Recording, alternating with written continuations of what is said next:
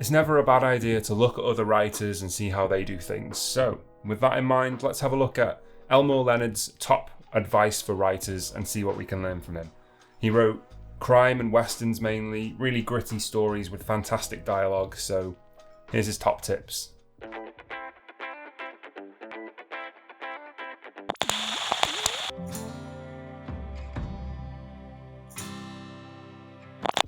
Number 1, never open a book with the weather.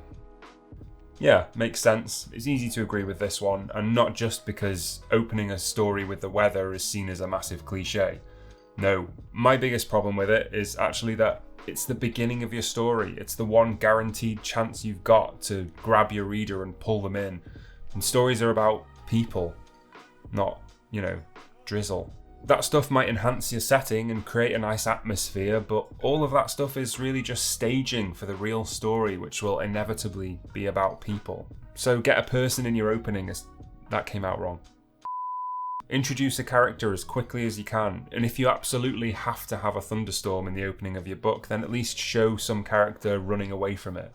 Number 2, avoid prologues. Another piece of advice I see fairly often, but my writing is on the literary side, so it's not a problem I've really had to contend with. I've never tried writing a prologue, but I have read them. In the same way that the weather may not draw a reader in the most effective way, I think prologues are kind of at risk of doing the same thing. My general thoughts are, if you have things about your world or your story that the reader absolutely has to know to understand it, then try and inform them as the story goes along. In the early stages, try and get some of that exposition in if you possibly can, rather than front loading it with a load of info dumping. Easy for me to say though, having never tried that kind of writing. However, what if your prologue is great and it's really well written and it genuinely enhances the story and grabs your reader by the hand and pulls them in? I'm definitely not saying never write a prologue, but then again, I suppose neither is Elmore Leonard. He's just saying avoid them. Maybe we can just meet in the middle somewhere and say avoid prologues that aren't absolutely exceptional. Number 3, never use a verb other than said to carry dialogue. I made a video about exactly this, which I'll link up there, but I do agree with this advice, and that is generally how I write. No shouted, no exclaimed, no screamed, none of that. I just tend to find they get in the way for me. It's yet another choice of wording that I've got to make in the middle of a story when said would actually just fit most situations anyway. And the other thing is, I find that when I'm reading, words like that just remind me that I'm reading a piece of fiction and take me out of the story. Said just floats by unnoticed. It's almost like punctuation at this point. It's just a facilitator of the story that doesn't get in the way of anything. Can't always guarantee the same for exclaimed or retorted. Plus, I just really enjoy the challenge of trying to create the effect that those words would bring using context in the story instead. However, this is without a doubt one of those pieces of advice that has been hijacked by this kind of snooty elitism. I personally have nothing against writers that use words other than said. Too many of them, then yeah, maybe tone it down a little bit, maybe calm down just a little bit. But there's no reason it has to be all or nothing. I'm sure readers' opinions and preferences differ wildly on this, and of course it's always going to depend on your target audience. Avoiding those words is just my particular preference, he mentioned. Number 4, never use an adverb to modify the verb said. We're still on this. Okay, pushing the whole dialogue thing pretty hard. Might not be a surprise, but I agree with this one as well. I do avoid adverbs in my own writing, but this piece of advice, this is the one that I most often see being weaponized against newer or younger or less experienced writers. We don't do that on this channel. We use writing advice to lift people up and to help them make their writing better. If you want to use adverbs, that's fine. I just might encourage you not to rely on them to create meaning. I think it's generally a pretty bad idea to 100% rule out anything when it comes to writing. If you want to use an adverb to modify the word said, if you feel like it's necessary for your story, then throw one in. But if it isn't necessary, I'd definitely say avoid it. Never say never though. Number 5, keep your exclamation points under control. You're allowed no more than 2 or 3 per 100,000 words of prose. I'm not sure if it was Mark Twain or F. Scott Fitzgerald, it's attributed to both, but one of them said, "An exclamation point is like laughing at your own joke."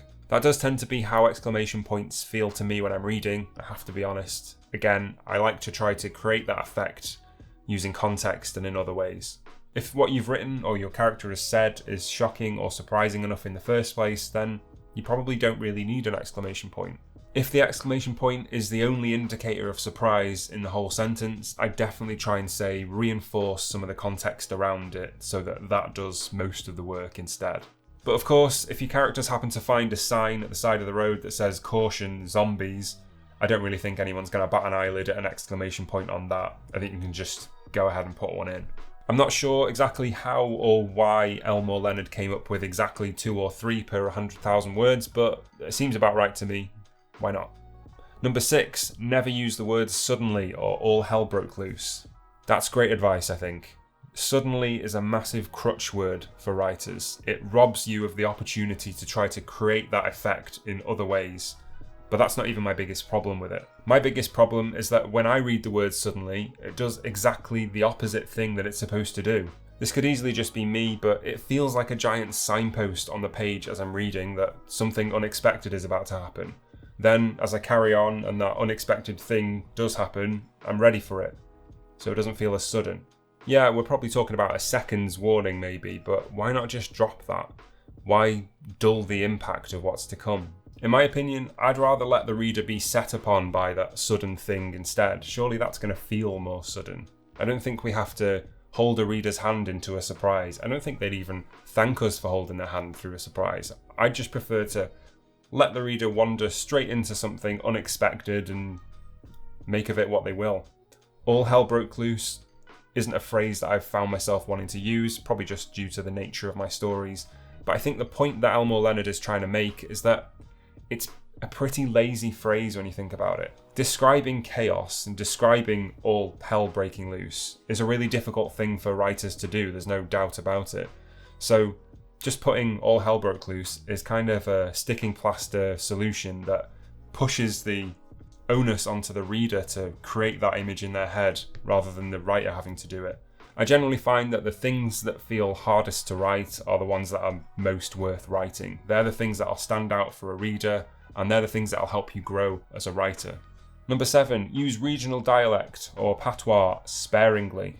I ought to pay pretty close attention to this, I think, because I do use regional dialect in my writing, although I do my best to make sure it's not particularly specific or particularly thick, for want of a better word. I think as a flourish on dialogue that's already really good, a bit of regional dialect you can get away with, especially if it's on fleeting characters who are here 1 minute and gone the next. I mentioned this type of characterization in a recent video which I'll link up there, but you can create an idea of a much deeper character using 1 or 2 vivid details if that character's only around for a short amount of time, and regional dialect or some kind of accent or turn of phrase I find is a nice way to do that. Another approach to this, and I've no idea how Elmore Leonard would have felt about this one, is instead of writing all of your characters' dialogue as though they're speaking with an accent, instead just pick a few choice phrases or a few more regional phrases or idioms and characterize their dialogue in that way instead. That's my sneaky way around this particular rule anyway. Number 8, avoid detailed descriptions of characters. If you've ever read anything that I've written, and if you're curious, I've got a few stories up on my website, the link's in the description down below, then you may have noticed that I almost never describe characters at all. I'll describe their character, usually by using context or dialogue or just what happens in the story, but I pretty much never say anything about physical description. And I think that works for the type of stories that I write, and as a big fan of his writing, it definitely works for Elmore Leonard's stories. However, I do stand somewhere in the middle on this one. Some readers are really visual and enjoy a lot of description because it helps them visualize a story. That kind of reader might find my style really lacking and kind of sparse, and I can understand that. On the other hand, some readers like me don't really like reading a lot of description and find it difficult to take it in at all, so it wouldn't be a problem in that case. This one I think is absolutely down to reader or writer preference and nothing more than that. I don't like writing a lot of description just because I find it too heavy-handed. I feel too visible as a writer, if that makes any sense. But that's just my style. Your mileage may vary. Number 9, don't go into great detail describing places and things.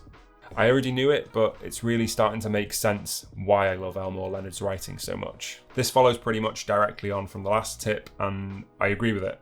I wouldn't ever think of describing a landscape or the decoration of a room in any great detail. If I mention something that's in a room, for example, then it's usually for a reason that's directly related to the plot or the meaning of the story, even if that reason is only clear to me. This one, though, I think could be largely genre-driven. I write literary fiction that's pretty contemporary, so I only really need to use one or two small details to anchor the story. If you're writing fantasy or sci-fi and you've created this entire world from your imagination, you're going to have to describe that. There's no way around it. And in that case, regular readers of the genre will probably be used to seeing that and will like it, so that'd work. There is one bonus tip from Elmore Leonard that I'll come on to shortly, but before that, number 10. Try to leave out the part that readers tend to skip. This is good advice too, in my opinion. If it's boring, cut it. We don't need to see everything that happens in a character's day. We definitely don't need to start the story with the character waking up and then proceed to follow them around as they go through their morning routine. We don't need to see that. My approach to this generally is, if it doesn't matter, it doesn't make the cut. I think it's a good idea for us writers to ask ourselves questions about what we're writing.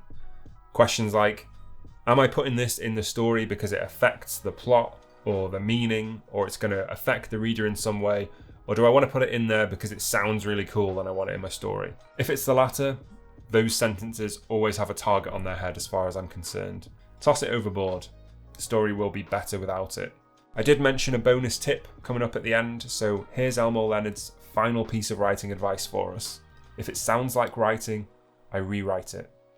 What do you make of that? Let me know in the comments. Here's my website if you're curious about my writing or my flash fiction course or my community. Thank you so much as always for watching, and happy writing.